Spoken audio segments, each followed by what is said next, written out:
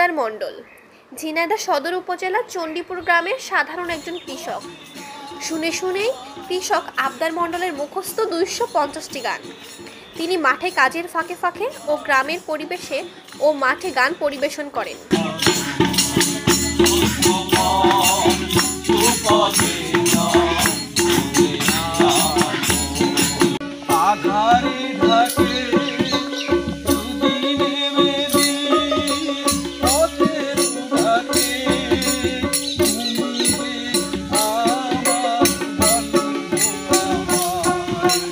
নিজেদের একটু প্রশান্তির আশায় মাঠের ভিতর করেছেন একটি বাড়ি, আর সেই বাড়িতে প্রতি সপ্তাহে 2 দিন বসে গানের আসর।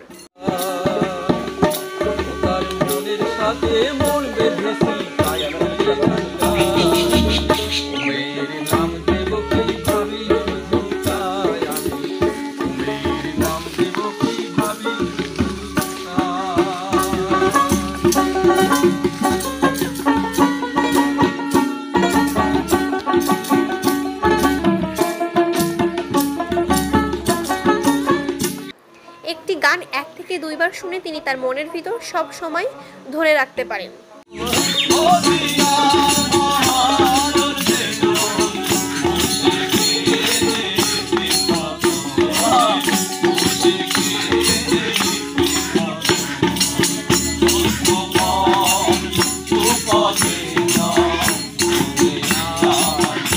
তার গানগুলো শোনার জন্য বিভিন্ন জায়গা থেকে মানুষ ভিড় করেন।